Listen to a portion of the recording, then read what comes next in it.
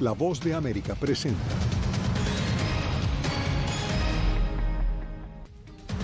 Presidente Biden firma histórica ley para enfrentar el cambio climático. Juez de Florida convoca audiencia para definir si publica la declaración jurada en el caso del registro del FBI a la residencia de Donald Trump. Además, alerta por hallazgo del virus de poliomielitis en aguas residuales de Nueva York. Sí nos preocupa su integridad física. Y en entrevista con La Voz de América, el hijo del periodista José Zamora asegura temer por la vida de su padre en prisión.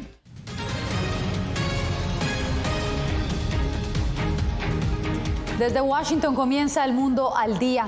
El presidente Joe Biden promulgó este martes la Ley de Reducción de la Inflación. La multimillonaria legislación es considerada la mayor inversión ambiental de la historia de Estados Unidos y además del enorme rubro para combatir el cambio climático, también incluye otras medidas prioritarias para su administración. ¿De qué se trata, Jorge Agobián?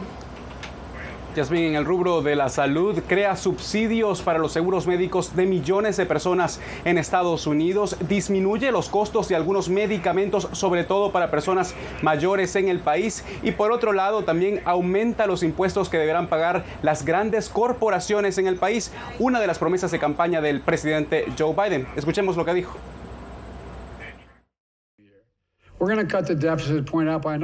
Vamos a recortar el déficit en otros $300 mil millones con la ley de reducción de inflación durante la próxima década. Estamos recortando los déficits para luchar contra la inflación, haciendo que las grandes y millonarias corporaciones finalmente comiencen a pagar parte de su parte justa.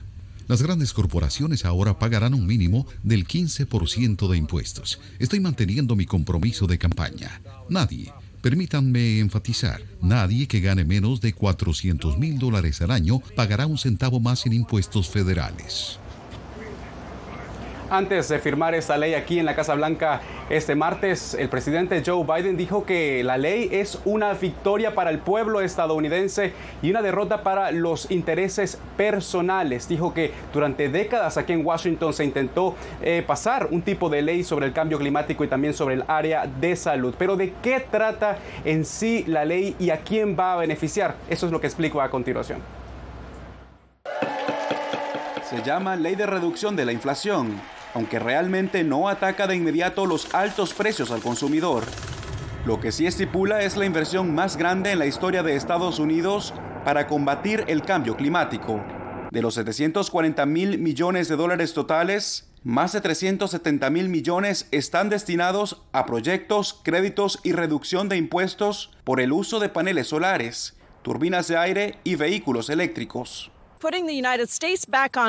Pone a Estados Unidos nuevamente en el camino para reducir la contaminación por carbono en un 40% para 2030, con tecnologías de energía renovable que ahorran a las familias estadounidenses un promedio de $1,000 y 25 centavos al año y crean 9 millones de empleos. La ley contempla además la reducción de los precios de algunos medicamentos, extiende los subsidios de seguro médico e impone un impuesto mínimo del 15% a las grandes corporaciones. Aunque representa una victoria para la agenda del presidente Biden, ningún republicano en el Congreso apoyó la medida. No se puede gastar para salir de la inflación o pagar impuestos para salir de la recesión o pedir prestado para salir de la deuda. Sin embargo, eso es exactamente lo que los demócratas afirman que pueden hacer. Según las proyecciones del partido de gobierno, la ley recolectaría cientos de millones de dólares a partir de la recaudación de impuestos de las personas más pudientes y las grandes corporaciones del país, que hasta ahora no pagan nada. El monto final, $740 mil millones, que es la inversión total de esta ley, es notablemente inferior a los $3 billones que estaba solicitando la administración Biden el año pasado sobre este mismo tema. Hay que también destacar que el tema de la migración, que al principio estaba dentro de este proyecto de ley, una reforma migratoria, fue excluido y, según nos dijeron aquí en la Casa Blanca, es el próximo paso que estaría buscando la administración del presidente Joe Biden. Sin embargo, sigue siendo un logro para los demócratas y para la administración Biden. Jorge, gracias. Y entre tanto, este martes la Casa Blanca también dio a conocer que la primera dama Jill Biden dio positivo al COVID-19 y que está experimentando síntomas leves. La esposa del presidente estuvo de vacaciones con el mandatario en Carolina del Sur cuando comenzó a experimentar síntomas este lunes. Le recetaron el antiviral Paxlovid, el mismo medicamento que tomó el presidente Biden cuando estuvo contagiado.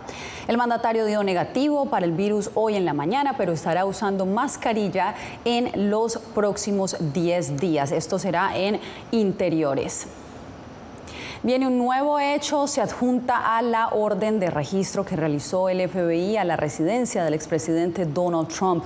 El Departamento de Justicia le pidió al juez que no se revele la declaración jurada que establece las causas que llevaron al secretario de Justicia a emitir esta orden de cateo que no tiene precedentes en la historia de Estados Unidos. Celia Mendoza, ¿cuál sería entonces la razón de esta petición?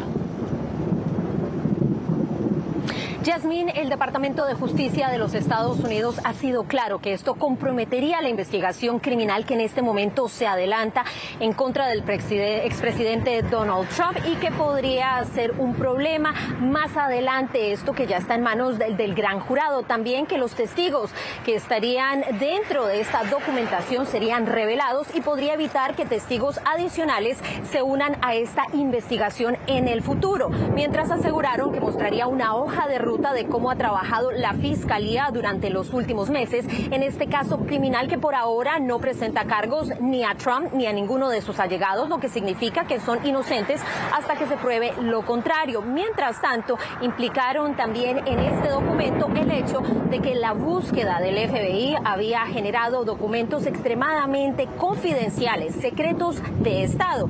Sin embargo, aquellas compañías de medios de comunicación y otras organizaciones que han pedido a esta corte en West Palm Beach que se revele este documento indican que esto tiene que ver con el acceso público necesario para garantizar que hay credibilidad en el sistema judicial, que son hechos que le interesan al público y que el mismo Trump reveló que se había llevado a cabo esta búsqueda, y agregaron que los documentos sellados por la corte hasta este momento incluyen eventos históricamente significativos.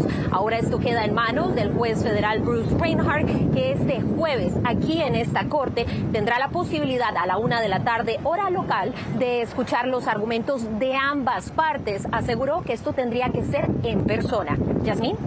Era Celia Mendoza informando desde West Palm Beach. Gracias, Celia. Las autoridades sanitarias de Nueva York descubrieron el virus de la poliomielitis en las aguas residuales de la ciudad. Un caso confirmado de la enfermedad elevó las alertas en un estado donde, según los expertos, solo el 14% de los niños menores de 5 años están vacunados contra esa enfermedad. El comunicado de Mary Bassett, comisionada de salud del estado de Nueva York, confirmó la presencia de un virus silencioso y contagioso en el estado, la poliomielitis. La detección de virus en muestras de aguas residuales en la ciudad de Nueva York es alarmante, pero no sorprendente. Un caso elevó las alertas de las autoridades médicas. Se encontró en el condado de Rockland, que tiene una tasa de vacunación contra la poliomielitis sorprendentemente baja. ¿Qué podemos hacer para prevenirlo? Se ha demostrado que la virus se encuentra en la basura de la ciudad. La virus está alrededor. Por razones como esta, las autoridades han lanzado campañas para que especialmente los niños sean vacunados cuanto antes. Las personas no vacunadas o insuficientemente inmunizadas son vulnerables al contagio de la enfermedad.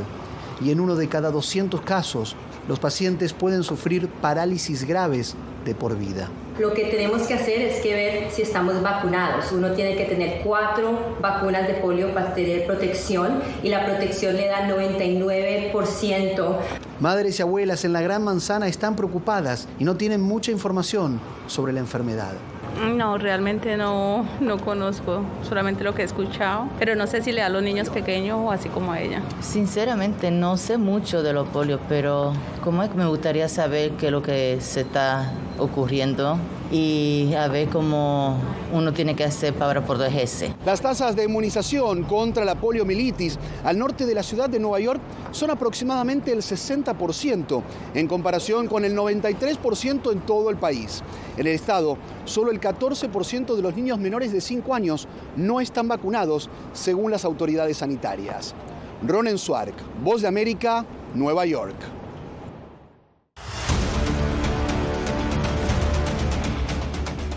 Aumenta el número de migrantes detenidos por mar y tierra en Estados Unidos. Según el más reciente reporte de la Oficina de Aduanas y Protección Fronteriza, 1.800.000 personas han sido detenidas en la frontera sur en el último año fiscal, que inició en octubre del 2021, y más de 1.000 han perdido la vida en ese intento. El reporte destaca un leve aumento de menores no acompañados y que los detenidos en la frontera sur han sido en su mayoría adultos solteros.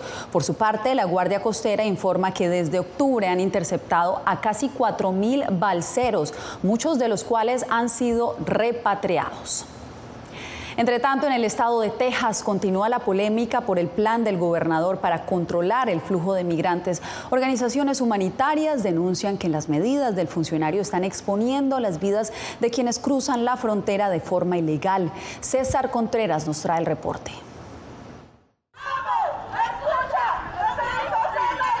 Decenas de personas salen a las calles en Texas para manifestarse en contra de las redadas realizadas bajo la operación Estrella Solitaria, plan impulsado por el gobernador de Texas, Greg Abbott, para disuadir la llegada a ese estado de migrantes indocumentados. Se trata de un enorme operativo para arrestarlos, encarcelarlos y deportarlos. En San Antonio se nos murieron 53 migrantes. En El Paso, en unas 2 semanas, 8 o 9 cuerpos ahogados, un niño hace unas semanas en el canal, todo debido a que este operativo Lone Star y la política del gobernador está empujando a esos inmigrantes y personas que piden asilo y que vienen a pedir protección a lugares peligrosos, aislados y remotos. Pero el gobernador Greg Abbott sigue señalando al presidente Joe Biden de provocar la crisis. La negativa del gobierno federal a abordar la crisis fronteriza es lo verdaderamente horroroso. Al menos 6,000 personas han sido enviadas desde Texas en autobuses a ciudades santuario como Nueva York y Washington, D.C. desde el mes de abril. Las organizaciones humanitarias en la frontera que cuestionan la medida del gobernador piden que revoque su política. Y esperemos que sí le toque su corazón al gobernador para que quite eso tan pesado para la comunidad. Este es un ataque y esas personas son buenas que vienen a trabajar aquí. Y es que según las denuncias de Fernando García, el gobernador estaría excediendo sus funciones. Ahorita el gobernador Abbott está haciendo el trabajo de la migración, está deportando migrantes cuando él no tendría que hacerlo. Él está jugando políticamente a costa de la vida de nuestras gentes. Ante la avalancha de migrantes, tanto el alcalde de Nueva York como la alcaldesa de Washington han tenido que pedir ayuda del gobierno federal, pues las ciudades se han quedado cortas de recursos para recibirlos en condiciones dignas. En Guatemala, la familia del periodista José Rubén Zamora, quien fue detenido en ese país acusado de presunto lavado de dinero, le está pidiendo a la justicia que se realice un proceso justo. Uno de sus hijos habló con La Voz de América y aseguró que el proceso es una muestra de censura a la prensa y que teme por la vida de su padre. 3 meses debe pasar en prisión el periodista y director de diario El Periódico, José Rubén Zamora, después de que quedara vinculado a un proceso judicial. Mientras tanto, su familia pide imparcialidad y respeto al debido proceso. Pedir por la imparcialidad de los jueces, que realmente puedan determinar con las evidencias y las argumentaciones que no se cometió ningún crimen. La familia del periodista, además, pide que se le otorgue a José Rubén Zamora el beneficio de la casa por cárcel mientras avanza la investigación. Sí nos preocupa su integridad física y pues una de las razones por las que queremos que se nos otorgue las medidas sustitutivas, ¿verdad? El arresto domiciliario. Zamora es investigado por presunto lavado de dinero, tráfico de influencias y supuesto chantaje, pero su familia considera que se trata de una represalia por las investigaciones publicadas por el medio de comunicación. Tienen miedo de las investigaciones que estábamos trabajando. No es un ataque solo contra mi papá o con el periódico, es un patrón mucho más grande que está tratando de abarcar y o sea, hacer esta transformación macabra de la democracia débil que tenemos, ¿verdad? Pero democracia a una dictadura. Será hasta el 8 de diciembre cuando la Fiscalía debe presentar la acusación formal contra Zamora y el juez determinar si enfrentará o no un juicio. Eugenia Sagastume, Voz de América, Guatemala. Cuando regresemos, millones de estadounidenses podrían experimentar intensas y largas jornadas de calor al año debido al calentamiento global. Todos los detalles al volver.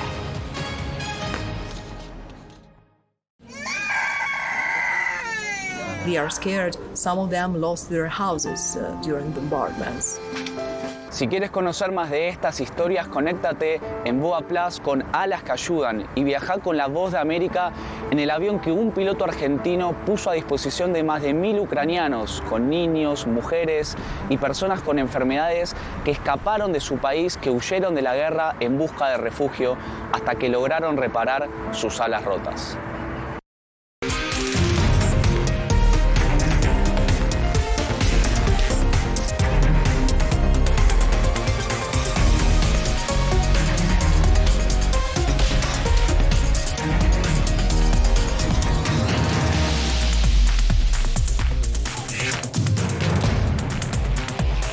Venezuela 360, cada semana por La Voz de América. ¿Qué tal? Desde Washington comienzan las noticias en El Mundo al Día. Día a día, desde la capital de Estados Unidos y donde se producen las noticias que más te impactan. El objetivo es llegar al otro lado de la frontera para pedir asilo. La Voz de América te conecta con El Mundo al Día. Los hechos más allá de la noticia. Para que tomes decisiones bien informadas. En el lenguaje que quieres, donde quieras y como prefieras. Conéctate con El Mundo al Día. Actualidad. Nos vamos a ver otra cepa nueva y otra cepa nueva. Análisis. En realidad, mucha de esta gente va a quedar parada de nuevo y va a ser una tragedia humana. Debate. Dejen la obsesión. La obsesión la tienen ustedes. Con la información más allá de los titulares. El tema energético es algo que se está analizando. La inflación es un problema global. 30 y 50 metros están ya las tropas. Su respuesta, doctor. Todas las semanas por La Voz de América.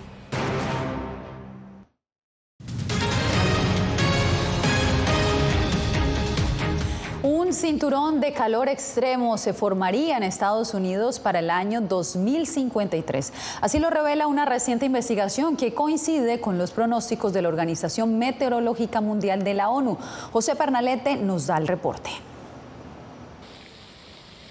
No es casual que el calor sea agobiante en gran parte del territorio estadounidense y lejos de una mejoría de estas condiciones, por el contrario, se prevé un incremento dramático de las temperaturas. De acuerdo con la Fundación First Street, el promedio se puede incrementar por encima de los 51 grados centígrados. Para el año 2053 se espera que 1.023 condados superen esta temperatura, un área que alberga a 107,6 millones de estadounidenses y cubre una cuarta parte de la superficie terrestre de Estados Unidos. Las proyecciones de este estudio coinciden con las de la Organización Meteorológica Mundial, cuyas previsiones de calor extremo se extienden hasta 2060. Además de sugerir la formación de un cinturón de calor extremo que afectaría a los estados de Texas, Luisiana, Illinois, Indiana y Wisconsin, el modelo de la fundación también anuncia un emergente riesgo de calor en el sur de Florida. Actualmente Miami cuenta con un promedio de 7 días con una máxima de calor de casi 35 grados centígrados.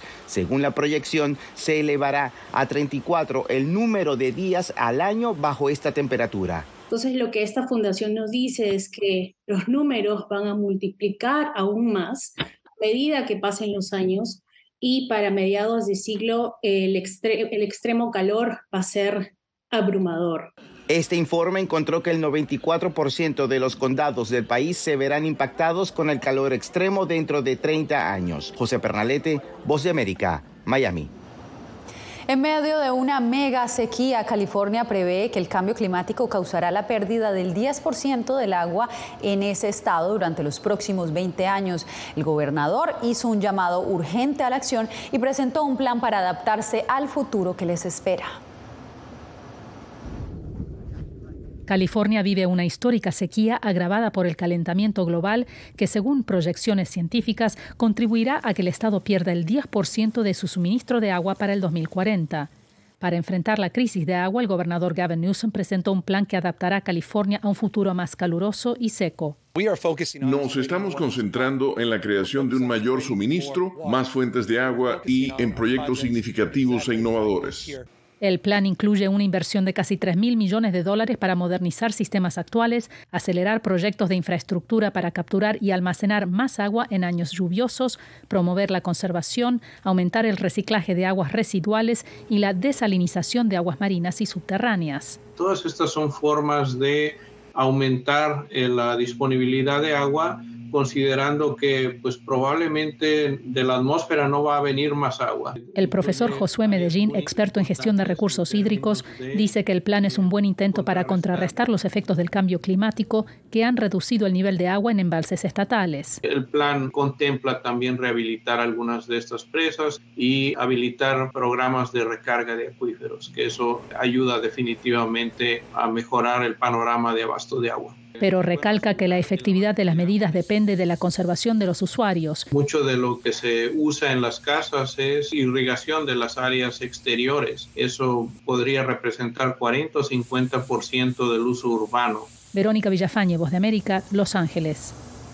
El gobierno de Honduras prepara a sus uniformados en el tratamiento a los civiles con apoyo de Estados Unidos. Esto y más cuando volvamos.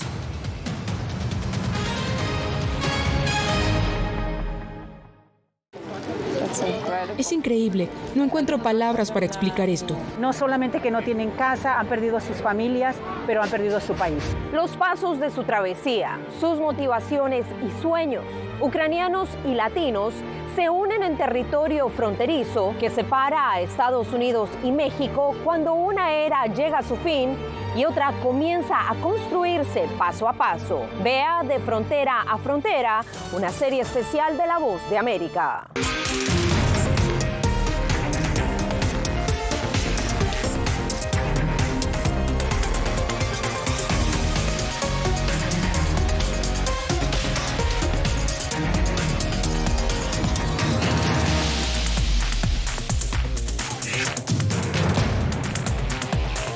Venezuela 360, cada semana por La Voz de América.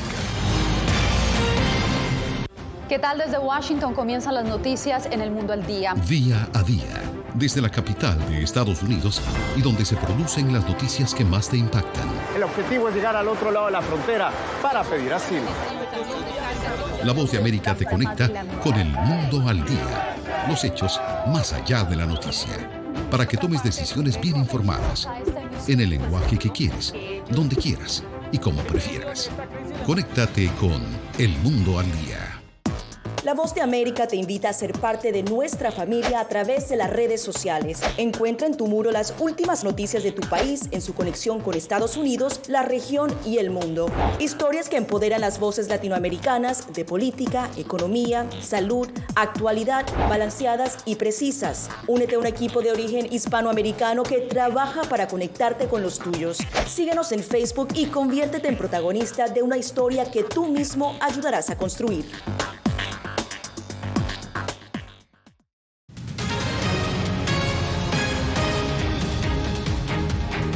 En Honduras, gracias a la cooperación con Estados Unidos, las Fuerzas Armadas de ese país comenzaron a entrenarse en derechos humanos. Como nos informa Óscar Ortiz, la meta es profesionalizar a los uniformados en su aproximación a la población civil. En coordinación con la Oficina de Derechos Humanos del Comando Sur de Estados Unidos, Honduras puso en marcha la Iniciativa de Derechos Humanos Honduras, Equidad de Género y Derecho Internacional Humanitario 2022. Es orientando a los oficiales y a todos los líderes, a todos los niveles, en el respeto de lo que son los principios universales, como ser la legalidad, la proporcionalidad, la necesidad y la responsabilidad que va a haber en las operaciones en apoyo a la Policía Nacional.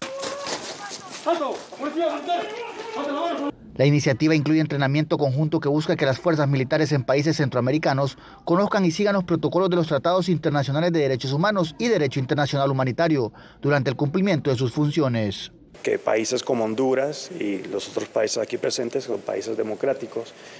Muy importante que que sus fuerzas sean una fuerza profesional, ya que eso es consistente con el respeto al Estado de Derecho, la democracia y la soberanía. Desde la organización de la sociedad civil Comité para la Defensa de los Derechos Humanos, CODE, el hecho de que las Fuerzas Armadas transformen su política representa un avance en el papel de las mismas y en su relación con la sociedad civil. Del papel de las Fuerzas Armadas en cuanto a la implementación de proyectos y programas que vayan encaminados hacia el respeto a los derechos humanos desde la Secretaría de Defensa Nacional. La especialización permitirá el intercambio de estrategias con expertos en derechos humanos de países como Estados Unidos, Colombia, Perú y República Dominicana. Oscar Ortiz, Voz de América, Honduras. En minutos, la cantante Lucero vuelve a deleitar a sus seguidores con una gira por las principales ciudades del continente americano.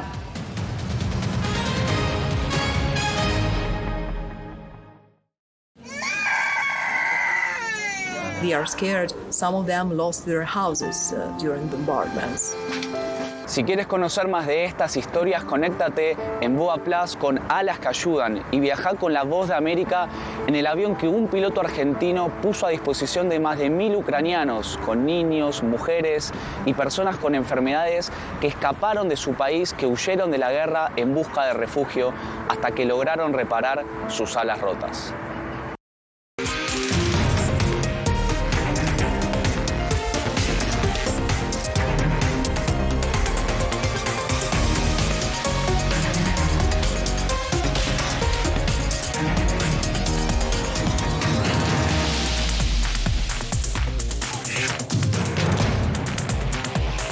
Venezuela 360, cada semana por La Voz de América.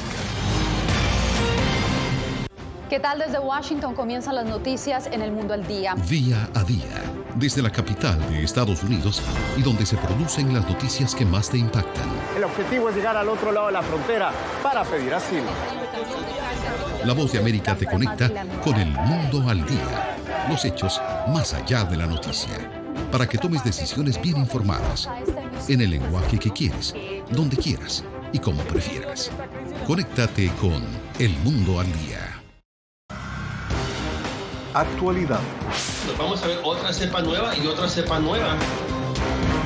Análisis. En realidad, mucha de esta gente va a quedar parada de nuevo y va a ser una tragedia humana. Debate. Dejen la obsesión. La obsesión la tienen ustedes. Con la información más allá de los titulares. El tema energético es algo que se está analizando. La inflación es un problema global. 30 y 50 metros están ya las tropas. Su respuesta, doctor. Todas las semanas por La Voz de América.